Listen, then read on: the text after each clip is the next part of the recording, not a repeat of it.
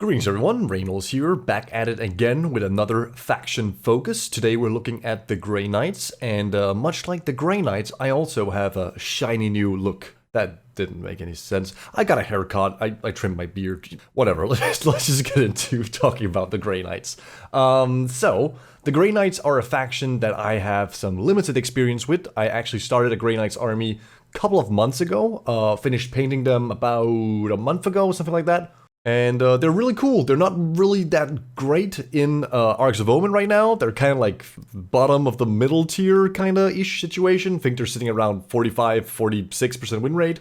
But they got their faction focus today, and I figured might as well be on time for once. You know, I did the Space Marine video yesterday is when I recorded it, which was like 4 weeks later than when it was released. So now we're looking at them at the day they actually released the faction focus for the Grey Knights. So, the Grey Knights, the Incorruptible. They are Space Marines, but they're all Psychers, and they are made from the Emperor's gene seed instead of the Primarchs, so they don't have a Primarch, unlike all the other Space Marines.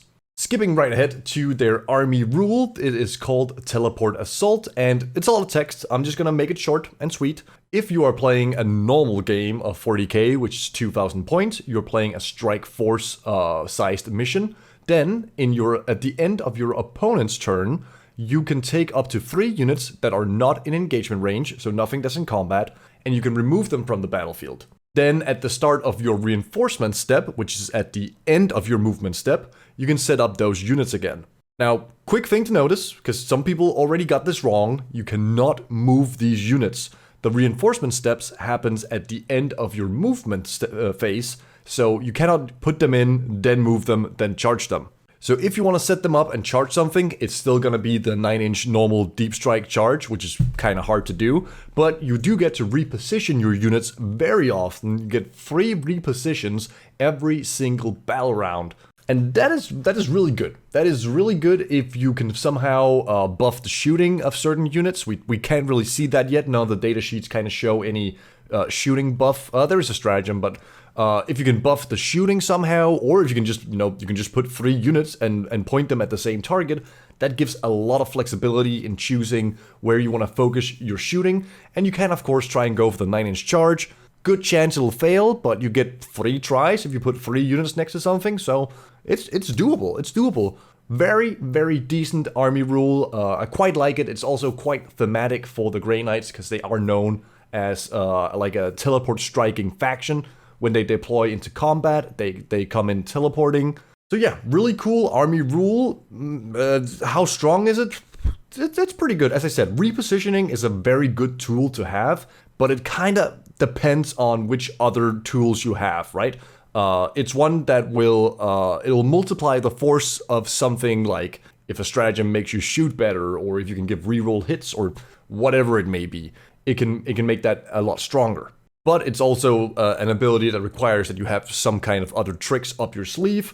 If we have those or not, time will tell. So that is the army rule. Now, if we're moving on over down here, they do explain Deep Strike. Deep Strike is just Deep Strike. In 9th edition, every faction had their own word for Deep Strike. For example, Grey Knights had Teleport Assault, but it's just called Deep Strike now.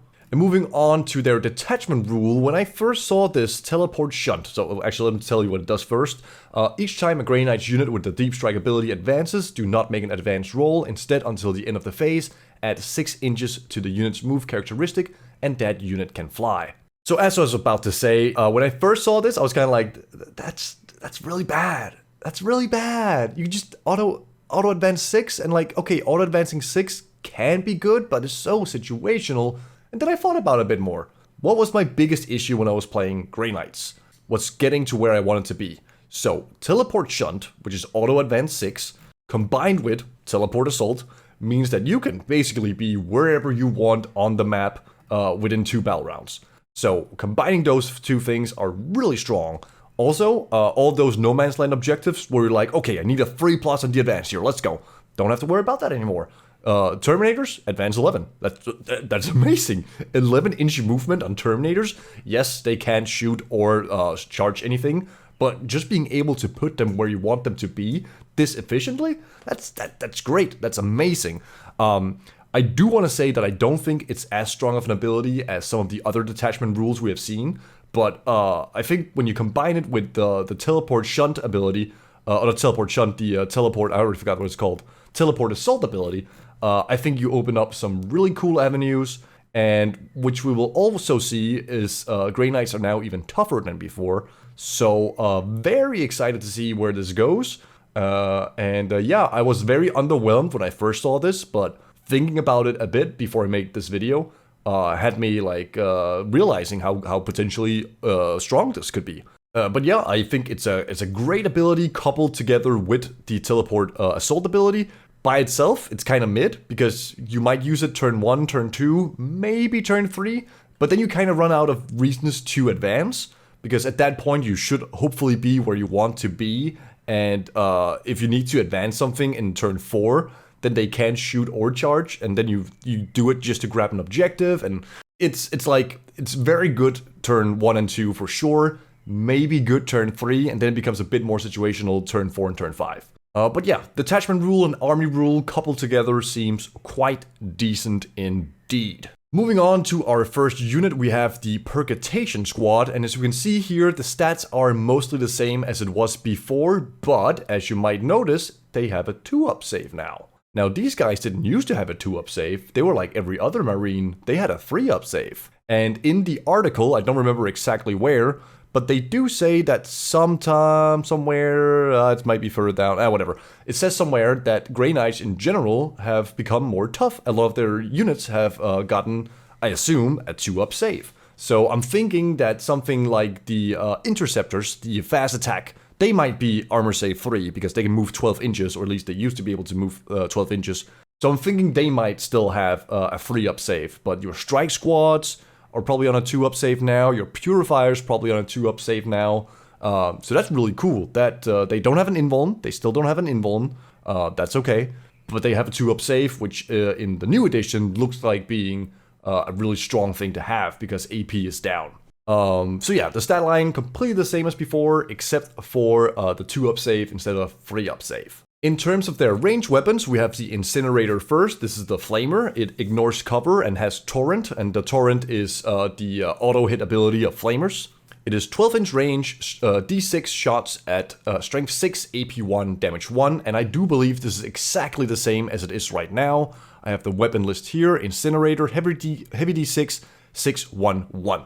So, it didn't get any strength increase or decrease, which is... Oh wait, actually, wait, 5...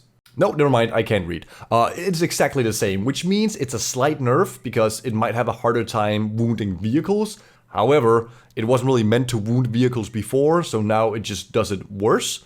Or rather, it was bad at it in 9th edition, it's just even worse at it in 10th edition. So that's a fairly good Flamer. You could have hoped to see Assault on it, so you could advance and shoot with it, but that might be too strong, I don't know. The next weapon is the Silencer. It's a psychic weapon with sustained hits 1, so that is 6s to hit explode. It has 6 attacks at ballistic skill 3, 5, 0, 1. And I believe it's gone down 1 strength or 1 AP. Let's see here, Silencer. No, sorry, so it went up in strength by 1, but lost the AP. Still 6 shots. It's not a heavy weapon anymore, because heavy works differently. Instead, it has sustained hits, so exploding 6s. With 6 attacks on average, you will generate 1 additional attack, but you'll also miss 1 attack because, no, you'll miss 2 attacks, so it's like 5 hits in general. In any case, you get more shots at a slightly higher strength, but with no AP and no damage. This is your horde clearing gun, performs the same function as it did before, totally fine. Now, let's just talk about this now. The psychic keyword for some weapons actually doesn't do anything, unless you have a rule that says it does something or a stratagem that says it does something. The psychic keyword is simply another keyword to identify what type of weapon it is, but there's no specific rules attached to the psychic keyword, so we'll have to wait and see if there's anything that will affect that. My guess is there will be, because otherwise why would they have the keyword? There's actually already one thing we do know. Both the Sisters of Silence from Custodes as well as the Thousand Suns have a way to get feel no pains against psychic attacks. And that would include the Silencer and the Psy Cannon, which we're talking about now. It is 3 attacks, ballistic skill 3, 8, 1, 2. I believe the infantry side cannon used to be strength 7, so that's gone up by 1. Let's see here. Yeah, it was strength 7 minus, oh god damn it. Yeah, strength 7 minus 1, 2. And now it is strength 8 minus 1, 2. So it got a slight increase in strength, but actually this is kind of a nerf, because the side cannon was the best thing you had like large or broadly access to when it came to anti-tank weapons for the Grey Knights. But now at strength 8, that's not even enough to wound a rhino on 4s. You'll wound a rhino on 5s. So it's extra good at killing infantry now, but you've kind of lost the ability to even deal any kind of damage to vehicles. So that's probably, I'd probably put that in the nerf category, even though it got +1 strength, because strength 7 to strength 8 is not the same as toughness 7. Because toughness 7 went to toughness 9. So, slight nerf on that front. One thing I found when I was playing Grey Knights, it was just really freaking hard to deal with vehicles. Because you couldn't really shoot them, and in melee you kinda had to have hammer hand or reroll all hits or something along those lines to have a chance at dealing with vehicles. So, a bit nervous, but also curious to see how they potentially handle that. And then we have the Stormbolter, which is the exact same thing as before. Strength 4, AP 0, damage 1 with 2 shots normally, and then 4 shots if you're in rapid fire range. Every Grey Knight carries one of these Stormbolters, even if they have a melee weapon. That's kind of like the whole thing about Grey Knights, I suppose, is that no matter what variant you choose, you will have a Stormbolter at the very least. It'll do what Stormbolters do, which is here's a lot of shots, and you know, it's not gonna do a whole lot, but chances are you are gonna fail 1 or 2 or 3 of these, and then we kill a guy. Moving into the melee weapons, we can see you can actually choose between oh no, never mind, I'm just dumb, because the guys with the big guns don't have a melee weapon, so never mind. You have the close combat weapon for those guys who are carrying the big guns, which is just strength 4, AP 0, damage 1, that's fine. And then you have the Nemesis force weapons. This is where I'm happy and I'm also sad, because Nemesis force weapons were 5 different weapons before. It was the halberd, the sword, the falchions, the warding staff, and the demon hammer. And all 5 of those, from the look of this, from the look of what we see in the preview, all 5 of those have just been mushed together into the Nemesis force weapon profile, which is 40 attacks at weapon skill 3, strength 6, AP 2, damage 2, which I believe was the profile of the halberd back then. Let's actually, we'll go take a look real quick. Let's see here. Strike sword. Oh, it doesn't show. Okay, no, but it was, because the sword was +1 strength, AP 3, damage 2, and then the halberd were +2 strength, AP 2, damage 2. So yeah, they've consolidated all the weapons into simply the halberd profile. I was happy about this when we were talking about the warding staff, the halberd, and the sword, but I'm sad about it when we talk about the falchions and the demon hammer. Now, it was always a little bit annoying to have this many weapon choices for so many units, because these weapons can be equipped by the Purgation squad, the Strike squad, the Purifiers, and the Interceptors. So that was a little bit annoying having that much choice on that many units. It just made it a bit, it was really hard to differentiate, like, between, okay, should these guys have swords or spears, or the hammers, or like, what should we give them? But now it looks like they're all just together in one profile. It is a psychic weapon, which again doesn't do anything except we've seen there's some factions that have feel no pains against psychic weapons. I've seen some people say that it might just be that hammers are exclusive to like Terminators now or something. I kind of doubt that. If you could take hammers, you would also be able to take them on these guys, because I mean they come in the box with the guy. So yeah, I'm happy to see that some of the weapons have been consolidated into one profile. A bit sad that we lost some options, but oh well. That's just how it is. The last things to look at is that they have the Deep Strike ability. They already did that in 9th edition. In fact, I believe every single Grey Knight's infantry or character unit had the Deep Strike ability by default. And then they also have the Astral Aim Psychic Power. Well, it's a psychic ability, but it's actually not a power because you don't cast. Whatever. In your shooting phase, ranged weapons equipped by models in this unit have the indirect fire ability, provided the target of that weapon is visible to one or more friendly Grey Knight Psyker units. That is really cool because, again, with the Teleport Assault and Teleport Shunt ability, you can get around the map very easily. And if you want to keep these guys safe from being shot at, but also want to take care of some chaff, yes, they'll get +1 cover and you'll hit on one worse ballistic skill, but you will be able to shoot from behind a wall. That's really cool. Now, do remember, you're still limited by your 24-inch range on the long-range guns and 12-inch range on flamers. Wait, so flamers? So flamers have indirect fire. That's actually really cool. That's actually really cool. It makes absolutely no sense that you can shoot a flamer into a wall and then it'll appear on the other side. But I guess the idea is they open like a portal and they just like, and then the flames comes out through the portal.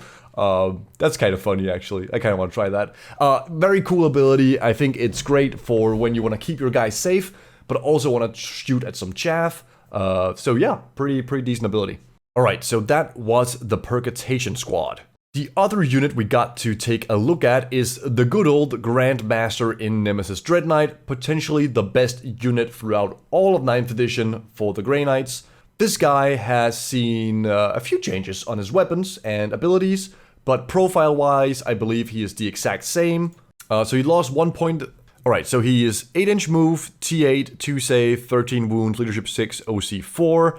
Movement has gone down by, movement went down by 1 inch, and his toughness went up by 2. But toughness 6 to toughness 8 sounds about right in terms of the toughness scale we've been seeing so far for vehicles. So you could say it's changed, but it truly, it's pretty much the same. Losing 1 inch of movement sucks, but do remember that vehicles bracket much less in 10th edition than they did in 9th edition. So in 9th edition, when he went down to 6 wounds, he would go down to 7-inch movement and then all the way down to 5-inch movement. But now it's just 8-inch movement all the time, doesn't matter how many wounds he has left. And yeah, he has a 2-up save still, and he has a 4-up invulnerable save still, so those are the same. 13 wounds.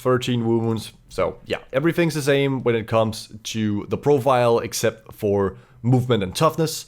So yeah, looks about right. He was still a really good unit in 9th edition, so I don't really see there was any reason to make any changes there. So that makes perfect sense. Looking at his ranged weapons is where we start seeing some differences. He has the Gatling Silencer, which is the same as the Silencer, but it has double the amount of shots. Yeah, so 12 shots, ability skill 3, it used to be 2 on the Grandmaster. Strength 6, AP 0, damage 1. I believe that is the exact same as it is today. No, it was Strength 5, AP 1. Right, so in fact, it's the exact same as the Infantry Silencer, but it lost... where it lost 1 AP and gained 1 strength, but it has double the amount of shots. That's the difference between the Dreadknight Silencer and the Infantry Silencer. Also has sustained hits and psychic, good stuff. The Heavy Incinerator is 2d6, 611. This is also the exact same as the Incinerator from the Infantry version, but you just kind of have 2 of them strapped together. And then finally we have the Heavy Psy Cannon, which is 24 inches, 6 shots, hitting on 3s, again, used to be hitting on 2s with the Grandmaster. And then it is Strength 10, AP 1, damage 3, so it's gained 1 damage and went up in strength. Going from Strength 8 to Strength 10 sounds about right in terms of turning up the dial for toughness. Glad to see that. AP 1 still, I think it's AP 2 now? No? The Psy Cannon, yeah, it was AP 2, damage 2. So it lost a point of AP but gained a point of damage. I'd honestly rather have it, I would rather have it be AP2 damage 2. That was a much better profile. You could use it into vehicles and do some damage, but it was really good at shooting infantry. Marines and marine equivalents really took a lot of punishment from this gun. Now it's damage 3, which is good against vehicles, but it's also only AP 1. And let me tell you, I did some math on the Alaris Custodians between the spear and the axe. Let's just say that numbers show that you just take the spear, because the axe just doesn't do anything better than the spear. So yeah, that's I'm not sure how to feel about that. We'll talk about a bit more about that, because there is one redeeming factor about this. We'll talk about that in just a moment. Let's look through the melee weapons first. So you have the Dread Fist, which is just, the fisticuffs, which have gone down significantly. They are 6 attacks now, weapon skill 3, it used to be on 2s, strength 6, it used to be times 2, so it used to be strength 12, and AP 1, damage 1, I believe it's AP 3, damage 3 in current edition. It's AP 3, damage 2 in current edition, but wowee, Dread Fists are gone. I don't know when you use this. If weapons still cost points to equip on the Dreadknight, and the Dread Fists are this, I'd be very surprised. They might try, this might be the GW trying to say that Grey Knights is a shooting faction now. And they want to encourage you to stick with the guns. And then if you want the melee, you have to pay for it. But I don't know. That's a big nerf on the Dread Fist, that's for sure. The Nemesis Demon Great Hammer, which still exists despite the Thunder Hammer from the infantry being gone, is 5 attacks at weapon skill 4, strength 14, meaning you wound a Land Raider on 4s, right? Because Land Raider's toughness... Wait, is that toughness 12?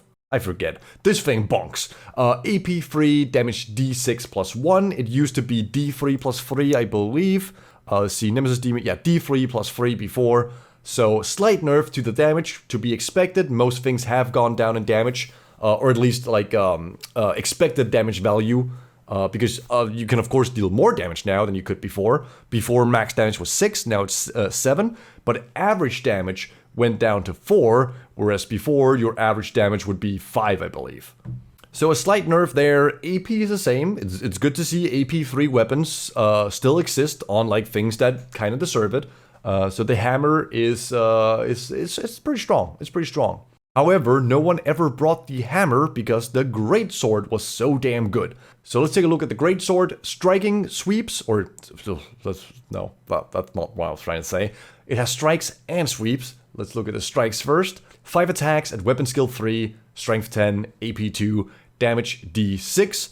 I believe this is the exact same profile as it was, or it is currently 9th edition, but it lost 1 AP. Let's see. Mighty Strikes, plus 4, so you went to strength 10, AP 3, damage D6. Yeah, you lost 1 AP. Oh, you also lost 1 attack, because you had 6 attacks before, right? Yeah, you had 6 attacks before, now you have 5. So, a slight nerf to the Nemesis Greatsword Strike profile. Okay. And then the Sweep profile got massively nerfed compared to 9th edition. It is 10 attacks, so still just double the number of attacks. It was 12 before, now it's 10. Strength 5, it was strength 6 before. AP 1, it was AP 2 before. And damage 2, or damage 1, where it was damage 2 before. Yeah, sweeping blows, strength 6, AP 2, damage 2. Yeah, the sweep profile has been nerfed significantly, but that's probably okay. And here is why I think it's okay. You basically never used the strike profile if you had like Hammer Hand or +1 to damage with the, I forget the psychic spell that gave +1 to damage. You basically never used that. You never used the strike profile because the sweep profile was just more dice and you were re-rolling hits because you got Chapter Master or something. And then yes, you would be wounding worse, but you'd have more dice and the damage would be 3 damage, which is guaranteed 3 damage over D6 damage. Usually better. So, yeah, I get why they nerfed it, but damn did they nerf it. They nerfed it hard. So yeah, that's sad to see, obviously, as a Grey Knights player. However, there are a few redeeming factors if we start looking at the abilities of the Grand Master in Nemesis Dreadknight. Deadly Demise is, they explode, so within 6 inches, D3 damage. Fun fact, Dreadknights didn't explode before. I don't know why, but they didn't explode. I don't know why. It was like the only vehicle in the Imperium that didn't explode. Not sure why, but now they do, which makes sense. It's a vehicle, of course it blows up. And then he has Deep Strike, which is, to be expected. Then we have the first real ability, which is Surge of Wrath. Once per battle round in the fight phase, one model from your army with this ability can use it before resolving its attacks. If it does, until the end of the phase, each time that model makes an attack that targets a monster or vehicle unit, you can reroll the hit roll, you can reroll the wound roll, and you can reroll the damage roll. This is what I was talking about when I when I was saying the redeeming factor of these profiles getting nerfed. Now, it is limited to monsters and vehicles, but if you remember with the heavy side cannon where I said that you could use it into vehicles before, but was better against infantry, whereas now damage 3 is obviously better into either elite infantry like Terminators or vehicles, but AP1 makes it really hard to get the attacks through. Well, now you get hit roll, full hit roll rerolls, full wound rerolls, and full damage rerolls. Of course, that doesn't matter on the shooting. And as I was saying that, I just realized it says fight phase. So never mind. Heavy side cannon sucks. The heavy side cannon doesn't suck, but it kind of sucks compared to what it was before. But the Nemesis Great Sword, as well as the Nemesis Great Hammer, are now really strong weapons into monsters and vehicles. And then his last ability, because this guy has 2, is Heroism's Favor. Each time you target this model with a stratagem, it only costs 1 CP to use, even if the CP cost is higher. That's just pretty good, you know? They show us 2 stratagems later on, and they both cost 2 CP, but if you were to use it on this guy, it would just be 1 CP. So, yeah, that's pretty good. Only thing I can think about that might be a negative here is that 9th edition was all about the Dreadknights. And 10th edition might also be all about the Dreadknights. I like Dreadknights. I think Dreadknights are cool. But I also know people might want to use different units. And yeah, sounds like Dreadknights are kind of like the good thing. We'll have to wait and see. In any case, that was it for the Grandmaster as well as the Purgation squad. Like, this army is gonna play completely differently. Well, not completely differently. The profiles are completely different from what they were before on a lot of the big things. So you'll have to approach that differently. We do see one other profile, which is Purifying Flame, which used to be a psychic power, but of course now it's a shooting attack. It has the anti-infantry 2+ keyword, which means a wound roll of 2 will always wound. It ignores cover, and it's a psychic attack.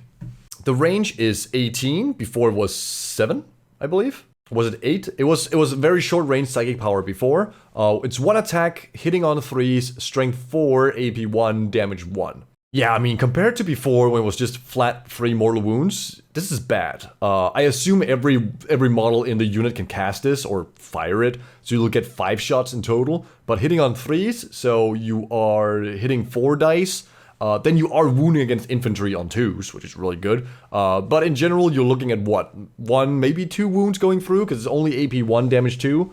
Yeah, looks pretty nerfed. But this leads me back into thinking that Games Workshop wants Grey Knights to be more of a shooting faction, because you can shoot the psychic weapons alongside your storm bolters and your side cannons and whatever. So yeah, not sure what to say here really. You know, an army that was so dependent on the psychic phase to do things, and now the psychic phase is gone, it's gonna be really hard to tell how they play, but they'll probably be quite a bit different from what they do now. We then have 2 stratagems to look at. The first one is Haloed and Soulfire, which is just the coolest name ever for a stratagem. You use it in your movement phase, and you target 1 Grey Knight Psyker from your army that arrived using the Deep Strike or Teleport Assault abilities in this phase. And until the start of your next movement phase, your unit cannot be targeted by ranged attacks unless the attacking model is within 12 inches. So this is just giving the lone operative keyword to a unit arriving from Deep Strike. Keep in mind, 2 CP, very expensive. You can use it on your Grandmaster for 1 CP because of his ability. It's a really strong ability if you're playing like a shooting game. Because if you want to charge, you of course got to be within 12 inches. And then this has no effect. But if you can stand 23 inches away and you can shoot something and you can pop this and your opponent can't hit you without getting within 12, that's pretty solid. Yeah, expensive, but solid stratagem. The other one is Radiant Strike. You use it in the fight phase on 1 Grey Knight Psyker unit from your army, and until the end of that phase, melee weapons equipped by models in your unit with the Psychic ability also have the Devastating Wounds ability. So I kind of wish this would be in the fight or the shooting phase. I think it would be cool to give units the ability to do mortal wounds in shooting as well, but it's only in the fight phase. But again, that's fine. All the weapons are psychic, except for the Red Fist here, and all the Nemesis Force weapons are psychic. So you can pump out some mortals, you know, because if you don't know, devastating wounds are a 6 to wound is mortals instead of normal damage. And that's another thing I need to point out. I might have misexplained that. This actually doesn't mean that, it doesn't just mean that you wound infantry on 2+. It means that on a 2+, it counts as a critical wound roll, which is the same as rolling a 6.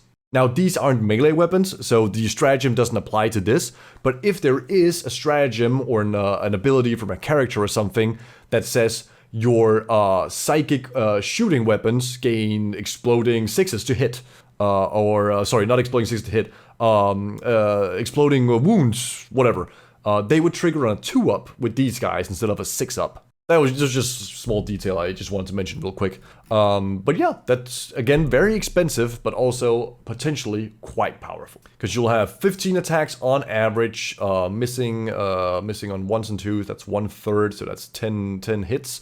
Then you're wounded. You're looking like 4 mortal wounds on average-ish with using this ability, which, you know, that could be enough to kill a squad. Or finish off a squad or something. So yeah, that's quite decent. And with that, we come to the end of the preview. Now, it does say right here, I was talking about the 2-up save from Grey Knights. They do mention it here that with many units gaining an improvement to their save characteristic, often to a 2+. And then they also say the psychic abilities also focus on their mastery of the warp to improve their prowess rather than directly harming the foes, which I think is quite a big difference from 9th edition. They did have a lot of buffs to give to themselves, but a lot of the power of Grey Knights were being able to mass smite and Purifying Flame and Vortex of Doom and doing +1 damage to a certain target. So I think Grey Knights are looking to be completely different in 10th edition in terms of how they play. But as always, we'll have to wait and see until we know more. Now, today is Friday, which means there is no preview tomorrow, and Monday is a holiday here in Denmark. Not sure about the UK, we'll have to wait and see, but the Drukhari are next. After the Drukhari, I believe all we need is the Gene Stealer cults, and then we have the Space Marine supplements, which I'm not sure if they're gonna do one per day or just gonna release them all at the same time. And then we're done. Then we're done with all the previews. We've been through every single faction. Unless I forgot something, which in which case someone in the comments would be like, "You forgot my favorite faction!" We'll have to wait and see. Cool. Alright, guys. That's all I had to say on the Grey Knights. I hope some of it made sense. And if not, then well, I fucked up. My birthday is coming up. My parents are currently visiting, so I might not do any more videos. Want to do one on the Adeptus Custodes faction preview, because that is going to be my main army in 10th edition. And then I want to do a faction preview tier list, so a tier list based purely on the preview of the factions and nothing else, which will be completely useless because the previews show basically nothing. But I think it'll be a fun video to do. So sometime next week I will be doing the Adeptus Custodes preview, talking video kind of like this one for the Custodes, and then sometime during that week I will probably also do the tier list, and then I run out of ideas, and we'll see where I go from there. Until then, take care, have a good one, and I'll see you next time.